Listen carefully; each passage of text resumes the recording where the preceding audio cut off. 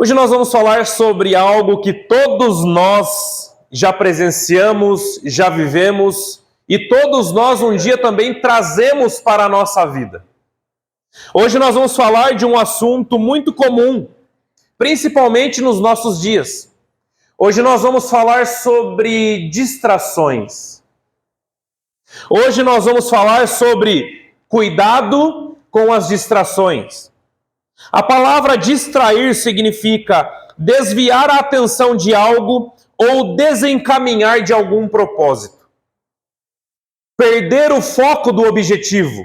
Se preocupar com coisas que são secundárias, as distrações, elas tiram o nosso foco. Sempre existiram distrações desde quando a humanidade existe. O ser humano, ele se distrai por muitos motivos e por muitas coisas. Mas nos nossos dias, nos dias em que nós vivemos, parece que as distrações elas são maiores e em maiores quantidades em áreas diferentes, não é? Hoje é muito fácil qualquer pessoa, um jovem, um adulto, um idoso, se distrair por qualquer coisa que seja. Se distrair num celular, se distrair na internet, se distrair na televisão, ou se distrair fazendo qualquer outra coisa do seu interesse pessoal. Hoje as distrações são muitas e de muitas formas. Nós vemos muitas pessoas perdendo o foco de Cristo. Nós vemos muitas pessoas que começam uma caminhada com Cristo e logo elas deixam essa caminhada porque as distrações aparecem na vida dela. Quando nós fazíamos trabalho com moradores de rua aqui há uns anos atrás, alguns irmãos estão presentes aqui, também faziam esse trabalho.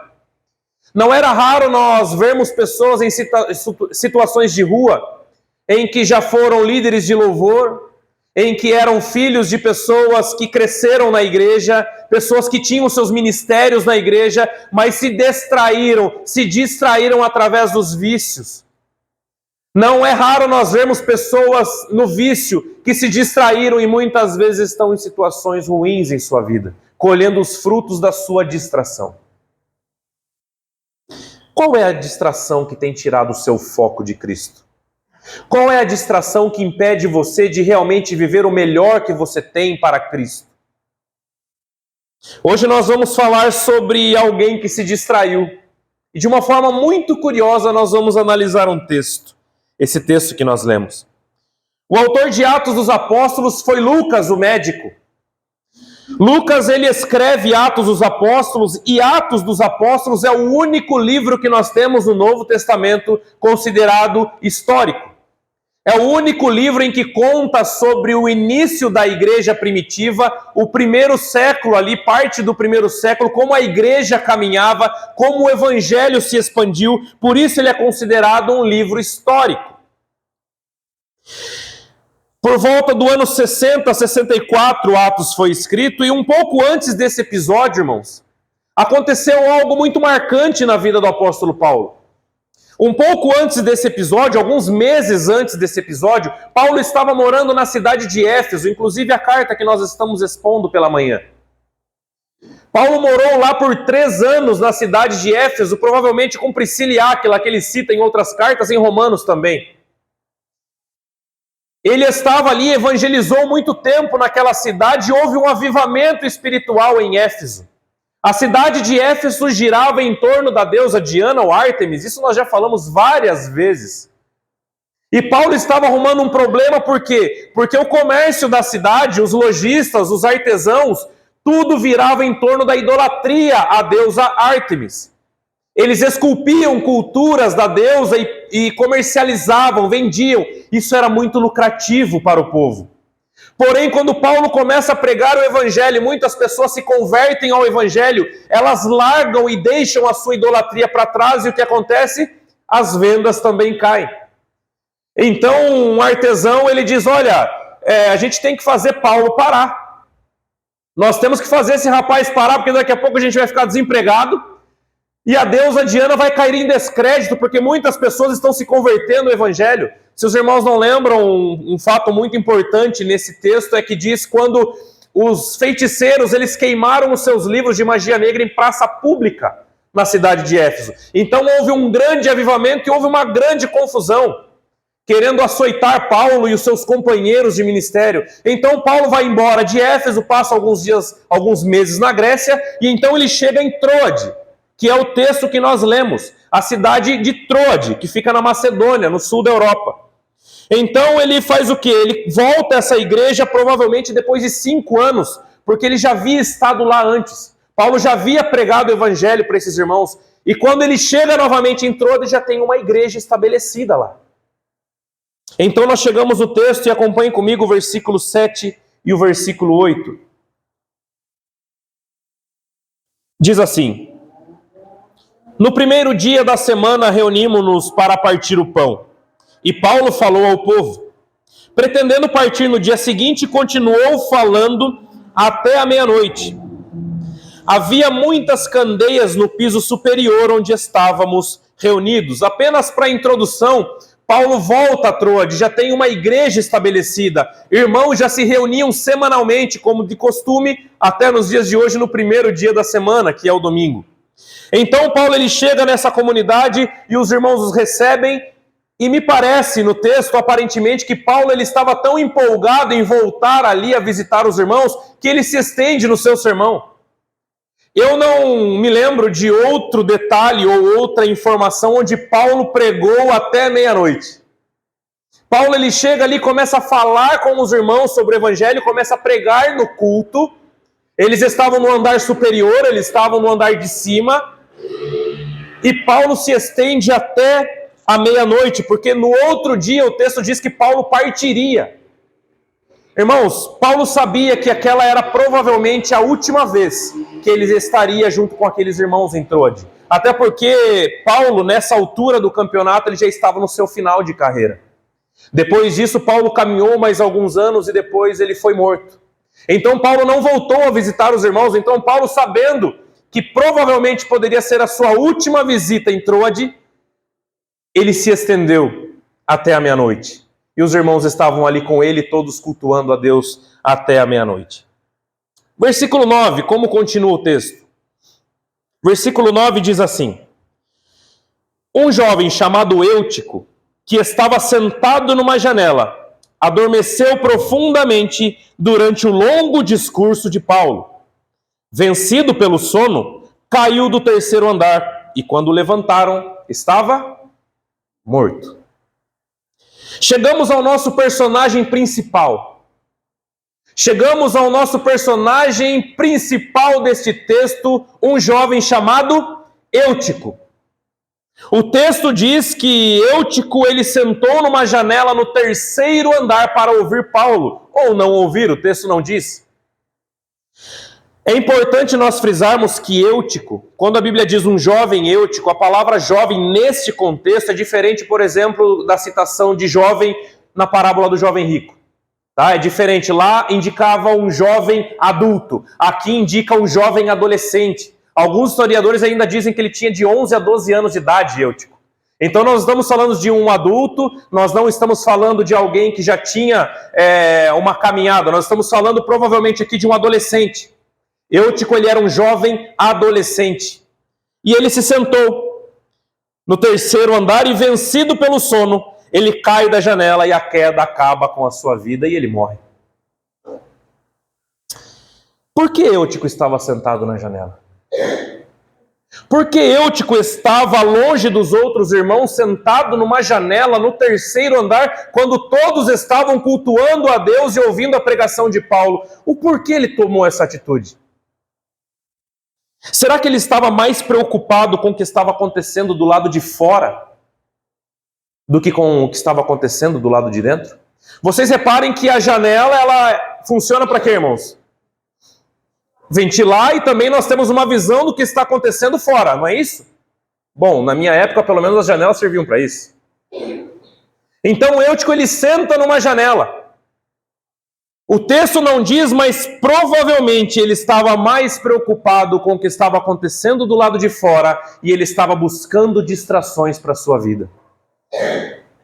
Ele estava sendo distraído por qualquer outra coisa que estava acontecendo. Ele preferiu sentar num lugar isolado, no terceiro andar, numa janela, para talvez prestar atenção em outras coisas em que não era o culto. O outro ponto que nós podemos analisar é que as janelas altas sempre nos oferecem um grande risco para as nossas vidas, não é? Os lugares altos, e aqui no caso uma janela do terceiro andar, oferecia um grande risco para esse jovem. E ainda mais ele sentado na janela, no terceiro andar, isso era um grande risco. Isso nos ensina que as distrações nos fazem perder a noção do perigo. As distrações, elas tiram a nossa noção do que estamos fazendo. Nós estamos tão distraídos com tantas outras coisas, que quando nós vemos, nós já estamos no meio de um perigo que nós poderíamos poupar se nós analisássemos antes. Quantas vezes nós nos acabamos distraindo do que realmente importa? E quando você vê, você já está tão envolvido com determinadas situações que fica difícil sair. Quantas vezes nós não nos distraímos do que realmente importa? Por coisas que na verdade pouco importam ou em nada importam. As distrações, elas são muitas.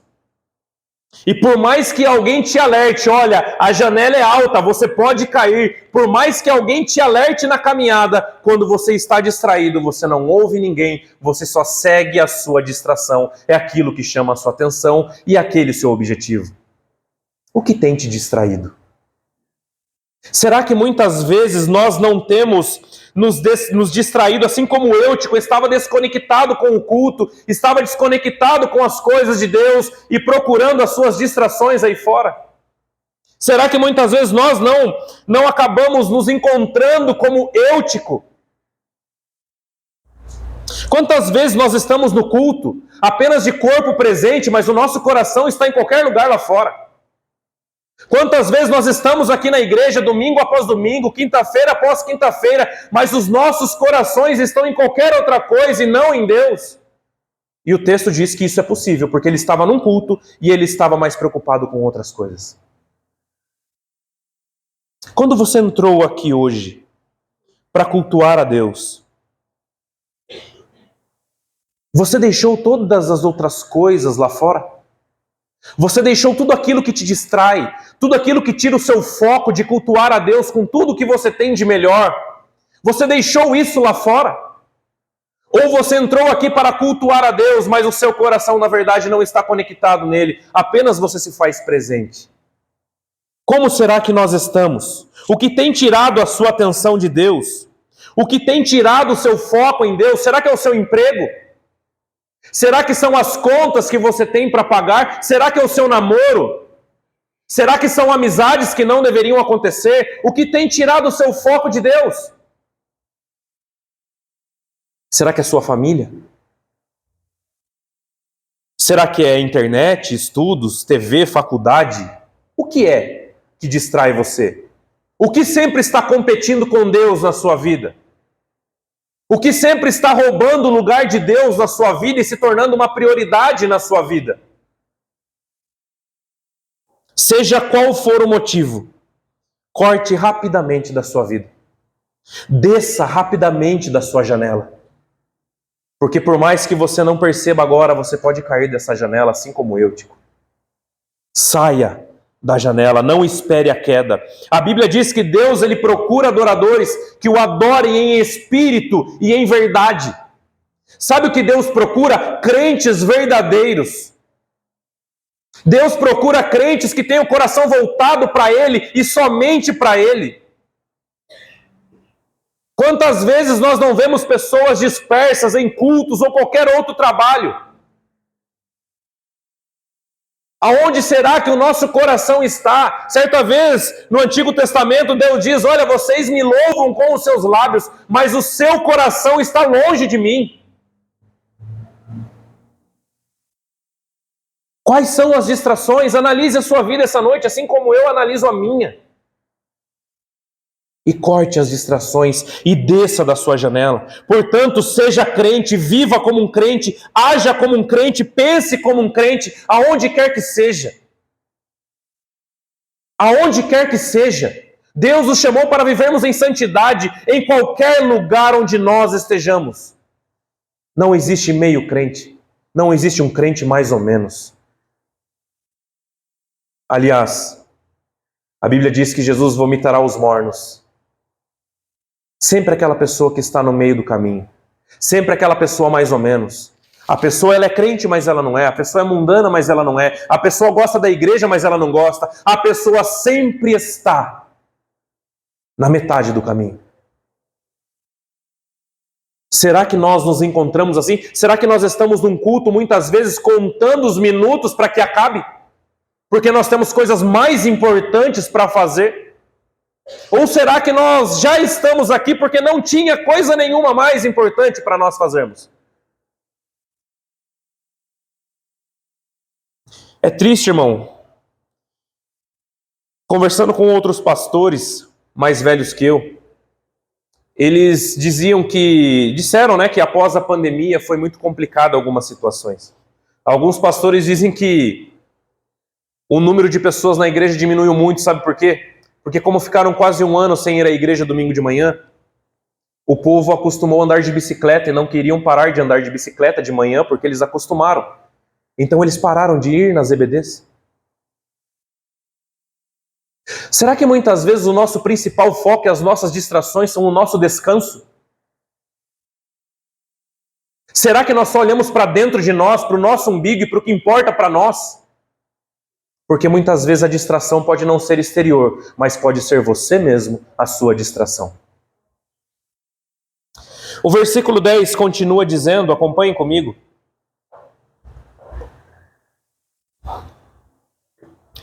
Paulo desceu, inclinou-se sobre o rapaz e o abraçou, dizendo: não fiquem alarmados, ele está vivo. O texto continua dizendo que Paulo, ao ver essa situação, Paulo estava pregando e o menino cai do terceiro andar.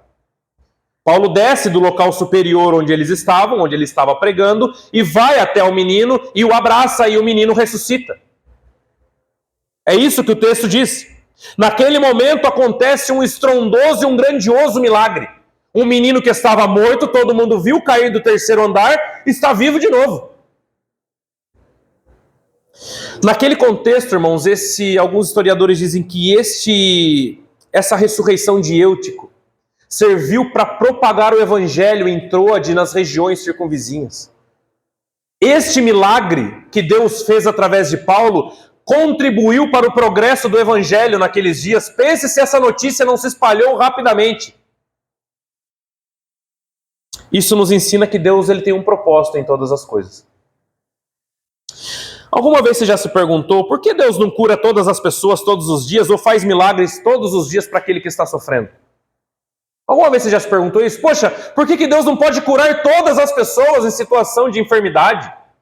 Por que Deus não pode fazer milagres todos os dias para que não haja mais sofrimento na face da terra?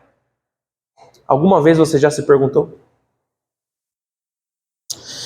Porque muitas vezes Deus tem um propósito maior na enfermidade do que na cura. Porque muitas vezes Deus tem um propósito maior em situações de pranto do que em situações de alegria. Tudo Deus tem um propósito. Em tudo Ele sabe o que faz. E foi esse propósito que fez o filho dele ser esmagado numa cruz, no meu lugar e no seu.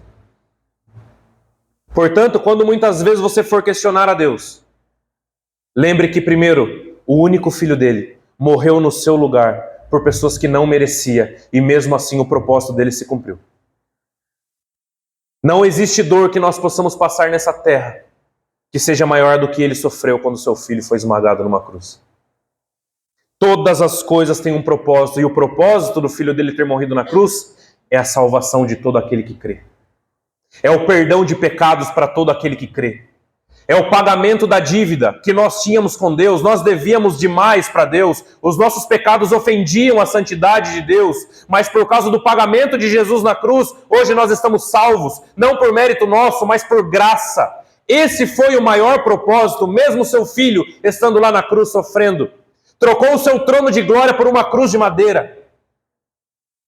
Esse foi o maior propósito. Portanto, Deus ele tem propósito em todas as coisas. Muitas vezes nós vemos muitos evangelhos sendo pregados aí, que dizem que se é algo de ruim que aconteceu na sua vida, repreenda, não aceite. Quem somos nós para repreender alguma coisa? A Bíblia diz que Ele é o Senhor dos exércitos, cale-se diante dele toda a terra. É um Deus que não erra, é um Deus que os seus planos são perfeitos, é um Deus que não dorme, é um Deus que sabe o que faz. Nós temos que apenas agradecer a Deus pela misericórdia dele ter se renovado pela manhã e a gente ainda estar respirando.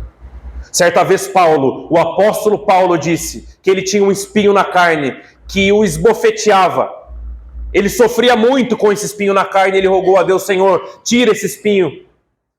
E ele ouviu uma frase: a minha graça, Paulo, ela te basta. A minha graça te basta. Portanto, até no nosso sofrimento, Deus ele tem um propósito. Outra coisa que nós podemos analisar neste versículo é que quando Paulo viu o menino caindo do terceiro andar, Paulo foi lá, desceu e abraçou o menino. Não foi isso que o texto diz? Ele abraçou o menino. Paulo ele não foi lá e abraçou o menino e depois que o menino reviveu, deu um sermão no menino, deu uma lição de moral no menino por ele estar numa janela que não deveria estar. Paulo ele foi lá e apenas o abraçou. Sabe o que isso nos ensina, irmãos? Que a nossa função muitas vezes é levantar o caído e não pisotear em quem já está no chão. Nós temos ajudado os nossos irmãos? Nós temos feito como Paulo: alguém está caído, eu vou procurar ajudá-lo para levantar-se, para caminhar com ele, ou eu sou o primeiro a julgar? Um teólogo certa vez disse que, eu não lembro o nome dele, mas ele disse o seguinte: quando você vê um irmão caído, qual membro do corpo você move para ajudar? A mão ou a língua? A mão ou a língua? Temos que mostrar o erro, mas nós temos que levantar o pecador. A Bíblia diz, inclusive, para nós suportarmos uns aos outros, no sentido de carregarmos uns aos outros, auxiliarmos na caminhada uns aos outros. Ninguém aqui é mais ou menos pecador do que ninguém. Todos nós somos caídos no pecado e resgatados por Cristo. E a nossa função é ajudar os outros na caminhada. Ajudar os outros na caminhada. Será que nós somos conhecidos pelos outros irmãos como alguém que sempre está disposto a ajudar? Ou nós somos reconhecidos como aquele irmão santarrão e julgador? Como será que os irmãos olham para você? Como alguém que ele pode contar em todos os momentos? Ou como alguém que sempre olha de cima para baixo, para aquele que está caído? A nossa função é outra. É nos colocarmos no mesmo pé de igualdade para caminharmos uns com os outros. Versículo 11 e 12, caminhando para o final, acompanhem comigo. Ele diz assim: então subiu novamente, partiu o pão e comeu. Depois continuou a falar até o amanhecer e foi embora. Levaram vivo o jovem e que muitos consolou. Algo muito interessante que acontece no versículo 11 é que o texto diz que todos aqueles irmãos que estavam ali viram o menino ressuscitar, não foi? Eles viram que o menino ressuscitou. Eles viram aquele milagre estrondoso, aquele milagre que com certeza chocou a muitos, aquele milagre que com certeza quando aconteceu muitos colocaram a mão na boca surpresos, porque era uma ressurreição que nós estamos falando. Porém, o texto diz que depois de um milagre tão notório, sabe o que eles fizeram? Voltaram para o culto. Depois de uma coisa tão estrondosa, sabe o que eles fizeram? Voltaram para o culto. Irmãos, eles poderiam sair correndo para suas casas e para qualquer outro lugar que tivesse uma pessoa na rua, contar o testemunho do que eles viram, porque eles presenciaram um milagre maravilhoso. Eles poderiam ficar contando testemunho, mas existia uma coisa mais importante que isso, sabe o que era? O culto. O culto é mais importante. Irmãos, é bom nós frisarmos que a ressurreição de um morto era algo extremamente raro.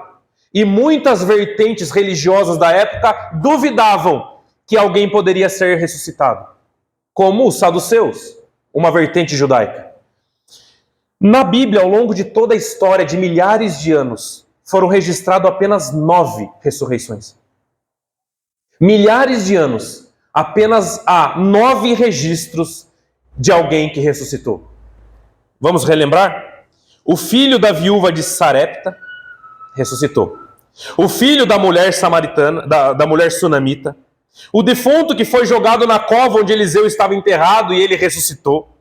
O filho da viúva de Naim, a filha de Jairo, Dorcas, Lázaro, Eutico e Jesus. Apenas estes exemplares podem contar que ressuscitaram. A única diferença de Jesus é que Jesus ressuscitou e nunca mais voltou a morrer. Está vivo até os dias de hoje. Os outros todos voltaram à sepultura mais tarde. Mas apenas 9 pessoas na história foram ressuscitadas de acordo com a Bíblia. Era algo extremamente raro. Extremamente fantástico e raro. Mas eles voltaram para participar da ceia do Senhor e continuaram ouvindo Paulo pregar até o dia amanhecer. Olha o valor que esses irmãos davam para o culto. Depois de tudo isso, Paulo, tudo bem, você já ressuscitou o menino, agora vamos lá ter a ceia e você não terminou a mensagem ainda. E a Bíblia diz que Paulo foi até amanhecer pregando. Irmão, se eu amanhecer pregando aqui, talvez eu vou ficar sozinho, não é? Paulo amanheceu pregando nesse dia. Irmãos, isso nos ensina que não existe milagre maior ou mais importante do que um culto para a vida de uma igreja. Uma igreja não sobrevive através de milagres e testemunhos. Não é isso. Embora sejam importantes e tenham os seus valores, nenhum milagre ou testemunho mantém uma igreja de pé. O que mantém uma igreja de pé é apenas, única e exclusivamente, a pregação do Evangelho. Não tem qualquer outro ministério que você possa pensar aí que mantenha uma igreja de pé, porque é pela pregação que Deus salva pessoas. A Bíblia diz que prove a Deus salvar as pessoas pela loucura da pregação. A pregação deve ser o centro do culto, porque a pregação deve falar de Cristo. E eles ficaram até o outro dia ouvindo Paulo falar, e eu creio que eles até esqueceram que o menino tinha ressuscitado, né? Poxa, passou tanto tempo eles ouvindo Paulo, acho que o Eutico estava ali, ele até tinha esquecido, poxa, eu morri e ressuscitei. Dê mais valor ao culto. Infelizmente, hoje nós vemos no mercado gospel aí fora, principalmente, estou falando entre cristãos, tá? Não estou falando nem do mundo agora. No mercado gospel, pessoas vendendo milagres e vendendo coisas que a Bíblia nunca mandou vender. Pessoas colocando nos seus cultos muitos atrativos para chamarem pessoas. Culto não é lugar de atrativo para ninguém. Culto não é lugar de show. Culto não é lugar de apresentações de ninguém. Culto ele serve única e exclusivamente para louvar a Deus, orar com os irmãos e ouvir o Evangelho. Só. Mas me parece que essa simples fórmula em muitas igrejas já não funciona mais.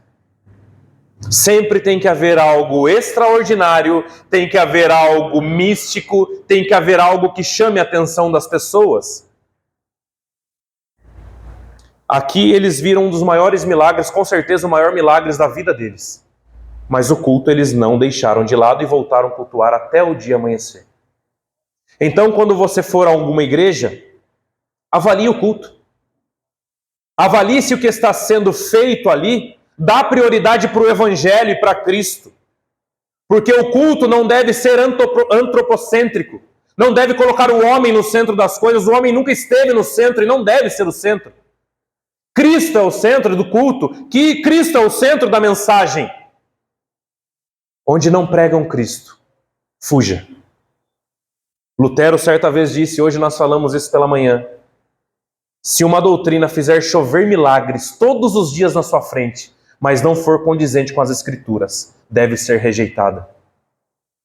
E muitas pessoas hoje estão buscando coisas extraordinárias, mas quer mais extraordinário que a salvação de alguém?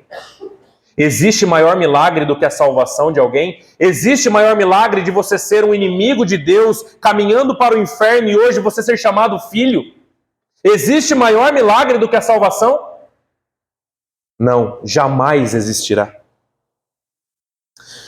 Caminhando para o final, irmãos, o que tem distraído você novamente? O que tem tirado o seu foco? O que te prende lá fora? Será que talvez o seu coração não está como à beira do caminho, quando Jesus cita a parábola do semeador? Que semente, que é a palavra de Deus, caíram na beira do caminho, mas elas não penetraram e logo o diabo tirou essa palavra. Será que muitas vezes nós estamos tão distraídos com as nossas coisas, que nós ouvimos o Evangelho, mas o Evangelho não penetra no nosso coração e não faz diferença nas nossas vidas? O que você precisa abandonar? O que você precisa cortar da sua vida hoje? O que é? Você sabe o que é. Você sabe o que tem tirado o seu foco de Cristo. Seja o que for. Seja a distração que for. Corte da sua vida. Ou talvez você já está na igreja há muitos e muitos anos. Talvez você já seja um crente, um batista, um presbiteriano há muitas décadas. Participa de muitos ministérios, não perde um culto. Porém, você é sempre como Eutico, procurando uma janelinha para você sentar. Porém, você é como Eutico. Está, mas não está. Eu sou, mas eu não sou. Estou aqui de corpo presente, mas a minha mente está lá em outro lugar, o que eu preciso fazer depois do culto ou amanhã na segunda-feira. O que tem feito você perder o seu foco de Cristo? E a culpa, irmãos, muitas vezes, aquele que perdeu o foco, ele fica arrumando desculpa, vocês já perceberam? Talvez Eutico, o texto não fale, ele não fez isso, mas e se Eutico levantasse e falasse, a culpa é de Paulo que eu caí, porque quem mandou ficar pregando até meia-noite? A culpa é de Paulo. Você já percebeu que quando nós estamos desfocados e quando nós estamos descomprometidos, a gente só sabe fazer uma coisa, arrumar desculpas. Tudo se torna uma desculpa. Talvez Paulo era o culpado, não é? Quem mandou ficar pregando até meia-noite? Poxa, tem horário. Será que nós temos arrumado muletas? Será que nós temos sempre arrumados as nossas muletas como desculpa para o nosso descompromisso com Deus? Analise a sua vida hoje. Qual tem sido a sua janela? Feche-a. Foque em Deus. Volte o seu coração para Ele e unicamente para Ele, sem desculpas, sem muletas. Amém? Vamos orar, abaixe sua cabeça.